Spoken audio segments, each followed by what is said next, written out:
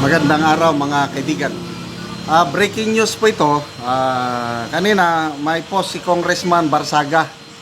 Sabi niya na nilaglag na ni Saldico sina BBM at Martin Romualdez kulong nang magpinsan. Tinignan ko nga, totoo. Sa mismong Facebook page ni Representative Saldico, nagsasalita siya.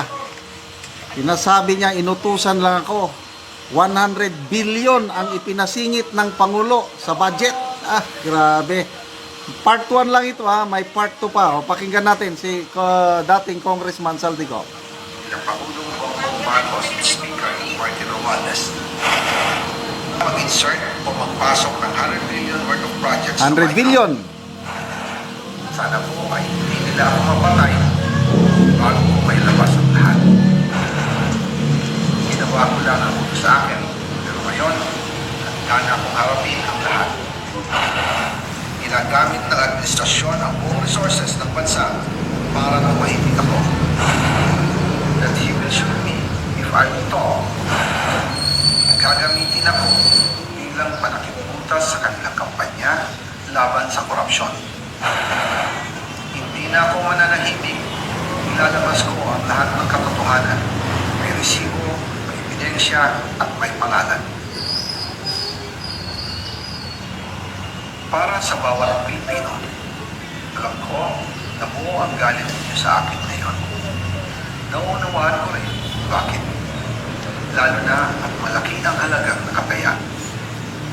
Pero bago kayo humusga, hayaan ninyong ipaliwanag ko ang buong katotohanan. Yon. Matagal akong hindi nagsalita dahil may direktang utos sa akin na bumalik ng Pilipinas at manahimik lamang. Umalis ako noong July 19, 2025 para sa aking medical check-up. Nakaplanong bumalik pagkatapos ng SONA ni Pangulo. Pero habang papauwi na ako, tinawagan ako ni dating Speaker Martin Romualdez at sinabihan, stay out of the country. You will be well taken care of as instructed by the President. Oo, naniniwala pa ako sa kanila. Kaya't hindi ako bumalik. Tumiko ang aking bibig. Sumunod ako. Pero ang hindi ko alam, ang ibig pala nilang sabihin sa aalagaan ka namin ay gagamitin ako bilang panakibutas sa kanilang kampanya laban sa korupsyon. Yan. Ginawa nila akong poster boy ng kanilang sariling kasinungalingan. Ngayon, hindi na ako mananahimik. Ilalabas ko ang lahat ng katotohanan.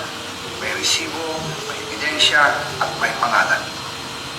Nagsimula ito nung tumawag si Sakmina, pangandaman sa akin, nung nag-umpisa ang BICAM process last year, 2024. Ang sabi niya, katatapos lang ng meeting nila, yung Pangulo, at may instructions na mag-insert o magpasok ng 100 billion worth of projects sa BICAM.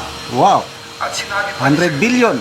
You can confirm with Yusek Adrian Bersamin dahil magkasama sila sa meeting ni Pangulong BBM noong araw na yon.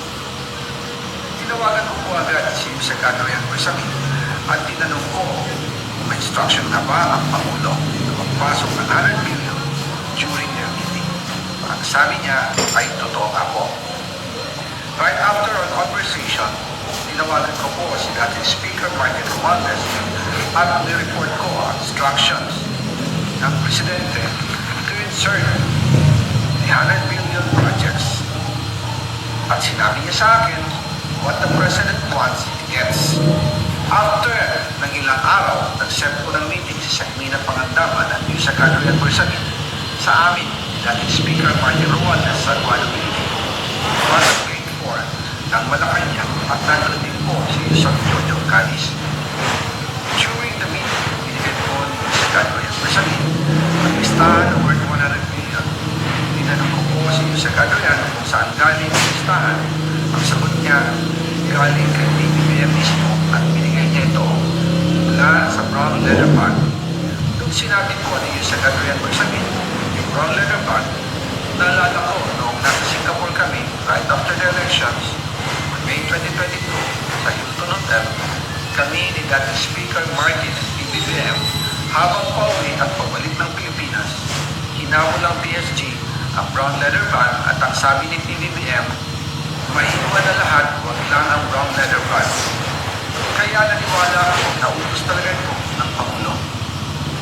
Pagkatapos ng ilang araw, I informed sina dating Speaker Martin Romualdez, Sagmina Pangandaman, Yusek Adrian Bersamin, and Yusek Jojo Cadiz na kung pwede 50 million lang ipasok sa program funds dahil sa sobra ang DPWH funds versus sa DepEd. In practice, hindi pwede na mas malaki ang budget ng DPWH kaysa edukasyon. Iwalas na 50 million ilagay na lang sa program funds for the 2025 budget dahil Office of the President din ang nagre-release ng lahat ng program funds. Pagkatapos ng isang araw, tinawagan ako sa Sagmina at sinabi ang mensahe ng Pangulo. Ipasok ninyo yan dahil pinangako na sa akin ni Speaker Martin yan at hindi na pwedeng baguhin. Kumbaga, ang utos ng hari hindi pwedeng mabali. Again, I informed the Speaker and asked clearance about the instructions ng Pangulo. At ang sabi niya, wala tayong magagawa. Kaya po nagtataka ako kung bakit sinasabi ni Pangulo na hindi niya makilala ang budget. Samantalang lahat na binawas at dinagdag sa mga ahensya ng gobyerno ay humihingi ng approval sa kanya si Sagmina Pangandaman. Okay. So, abangan ang part 2. Yan, part 1 lang yun. Okay, ano kaya ang reaksyon ng Malacanang dito? I'm sure si Auntie Claire Castro sasabihin, sinungaling yan, hindi yan totoo. But bahala na ang taong bayan, public court of public opinion. Kung ako ang inyong tatanungin, it makes sense. Itong sinasabi ni Saldico, ito na yung answered prayers. Na sa wakas, nagsalita na siya dahil hindi niya magagawa yung mga nangyari kung siya lang. Meron talagang nasa taas niya. Kaya nakakapagtaka bakit ayaw nilang i-cancel ang kanyang passport. Napakadaling pag-cancel ng kanyang passport kung gugustuhin ng administrasyon. Sabi nga, kung gusto, maraming paraan. Kung ayaw, maraming dahilan. So, ako, personal opinion ko lang ito. Naniniwala ko dito sa sinasabi ni Saldico at abangan natin.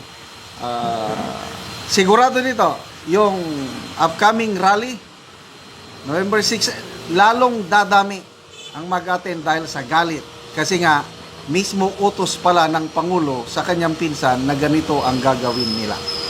Kaya mga kaibigan, salamat sa inyong pagsubaybay sa ating channel. Nakakatulong kayo ng malaki sa tribong talandig ng Bukidnon na tinutulungan natin. Nagbibigay tayo ng mga libreng yero at pako para makapagpatayo itong tribo ng mas maayos na tirahan. Panoorin nyo ang video na ito. Nani ang mataga ano gyero. Ayo sir sa imong hinabang labaw sa tanan sa atong Ginoong So, mao ni ang balay ni Lolo. So, tuluan na kayo siya kay gipang butangan lang og each ka step